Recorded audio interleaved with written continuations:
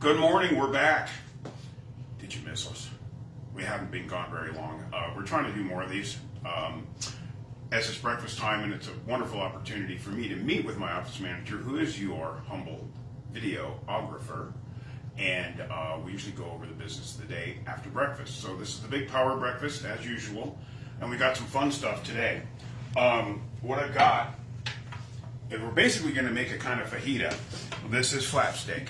This is a fairly tough cut from down around in here on the cow, but it's fairly thin, as you can see, but it's not skirt steak, which it's often mistaken for, and it's not flank steak.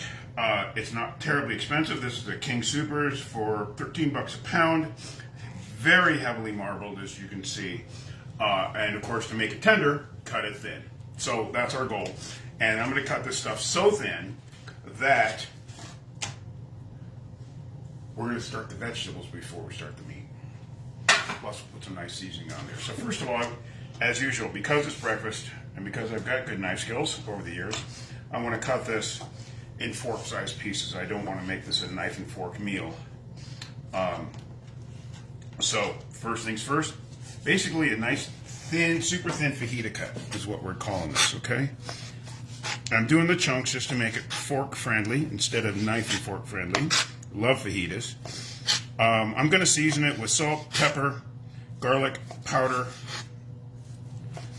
chili powder, and a little lemon peel. Plus, we'll get a little squeeze of lemon to our finished dish just to give that little bit of acidity. That, and because I have a half lemon to use up. So there's our beef, and we'll just use the cutting board for a seasoner rather than do anything too elaborate. So here we go. Salt, but the pan's hot. There we go. There's nothing wrong with just using your cutting board as a seasoning station, especially when you have one of these little extra disposable boards. So lemon peel, enough to give it some life. I think it needs a little more life than that. What do you think, Joe? There we go. More life.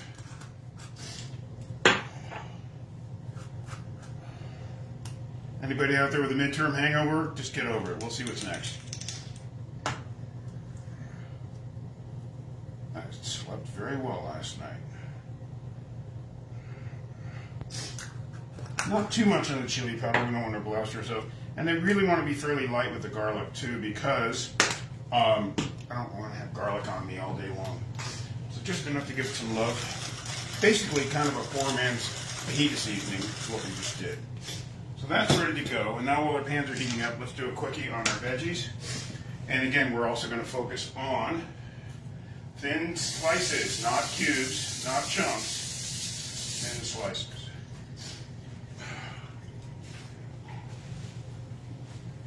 I hear my dog saying, "I'm coming for breakfast, Dad." I'll be here in a minute. So my little chunk of pepper, just enough for two, and a little bit for tomorrow morning. And again, thin slices. The typical fajita vegetables, onions and peppers, right? Makes a wonderful combination. You'll spend more time cutting than you are cooking on this particular dish. Take a nice chunk of onion, and you'll notice that everything will go back in the bag for tomorrow's breakfast.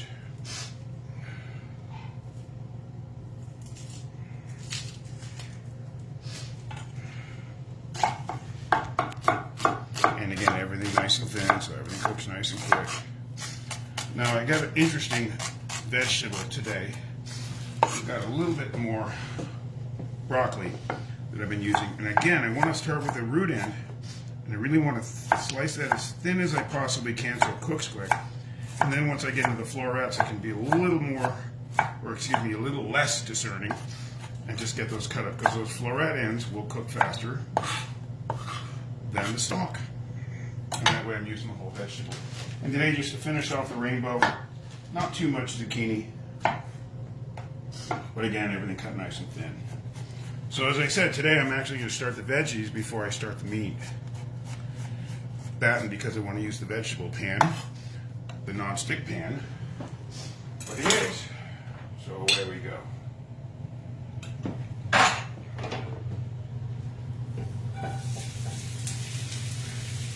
Sound of power.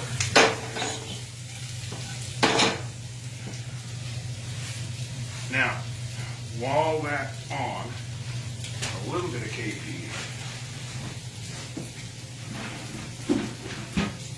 And still some salt and pepper, as well as a little bit of turmeric, of course. You know it must be a popular ingredient when they sell it at Costco. I just want to sprinkle some of that on for 2 people. Great flavor as well as being extremely healthy for you.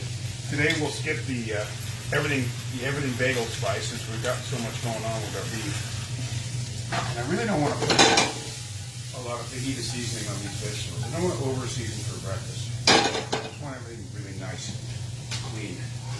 Now, I've got my quinoa right here that I cooked this morning in the rice cooker, so it's still really warm, so we'll just be able to dish that up. And once the beef hits that pan, it's going to be done in 2 minutes. So I'm not in a big hurry all of a sudden on the beef. I'm turning that pan down a little bit. I want to get these vegetables nice and tender. We're starting to get tender before I endeavor to cook my meat.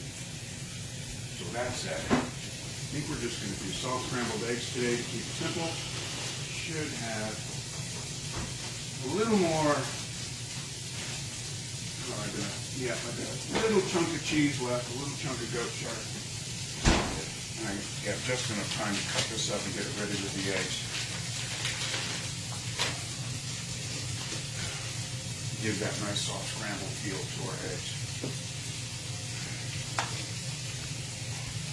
Practice cutting things thin. Takes a little practice. You'll notice I can use the knuckles of my first and second finger to let that knife run on that knuckle to help use it as a little bit of a template guide to not cut yourself and to get things cut nice and thin.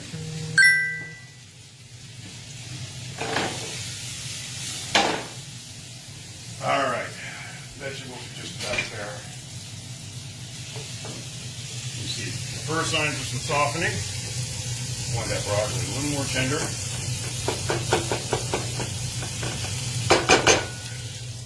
And away we go. Again, pan screaming hot. Don't want that oil to be smoking a ton. Meat goes right on in. Spread it out. And the hard part is always, leave it alone. I just want to get the surface of the pan covered with the meat. And leave it alone. Let it cook. Okay? Don't start stirring. It's not stir. It is stir fried, but don't stir it all the time. Even stir fried chefs take a break every now and then. And there we go. So our components are coming together nicely. Of course, I've got my greens. And these are starting to get softened. So we're good to put the greens on top. A little overkill today. Let's get our eggs cracked real quick here. So we're just going to go with 3 eggs today. I think between all the other meat that we got going on, we don't need 2 eggs per person. If you're hungry after breakfast, I'll cook you another egg. Be my pleasure.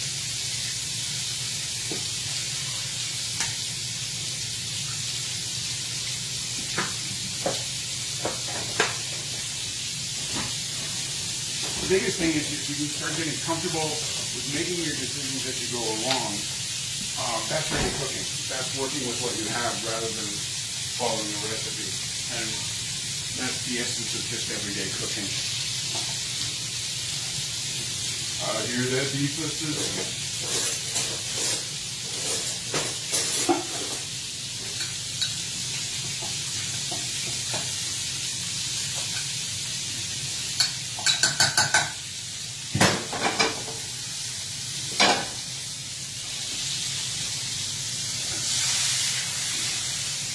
Yeah, meat's almost done. We only need to cook it to medium. We don't want to overcook it. And overcooking is going to make it tougher, not more tender. So it's 30 seconds at the most away from being done. So what I'm doing right now is just looking for the robes. These didn't get turned over the first time I did all that flipping. And make sure that the red side is down for the last little finishing touch. Which is not as easy as it sounds to me because I'm a little bit colorblind and I can't always see that red as well as I'd like to. Alright. So we have to heat it. There we go. Now the pan's heating up. And what we're going to do is do a nice little stack on our plate. I got these kind of plates that really focus on everything falling to the middle anyway, so that's all the quinoa. We're going to pile everything on top of the quinoa in the middle of the plate.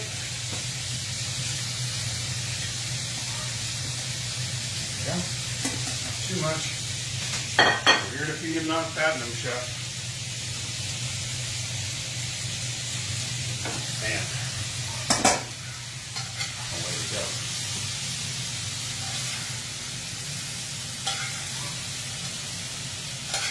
Breakfast fajitas on my training table today.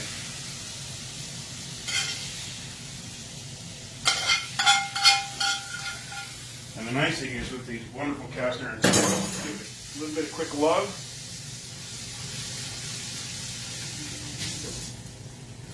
Let it dry on the stove. Which means we just need a little bit of eggs. And of course, with the skillet hot and the eggs beaten, they're going to cook in a heartbeat. So here we go. Just enough time to put the butter back in the fridge.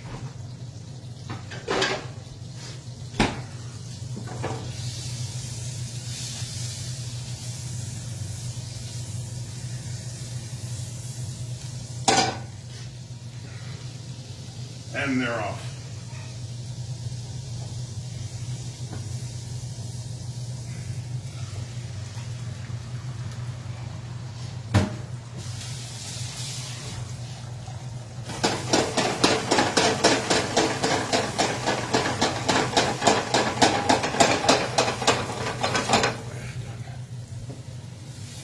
Just like to let those scrambled eggs lose their shine.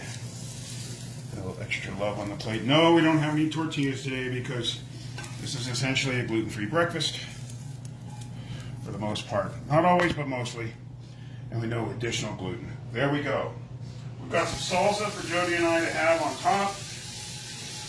We've got a wonderful combination of goodies today. And we hope that you will get this and use it as inspiration to get a bigger, better, healthier breakfast. That's all there is to it. This will last me all day long. Probably go back to the age-old wisdom of eat like a king for breakfast, a prince for lunch, and a pauper for dinner. Take care, guys. We'll see you soon.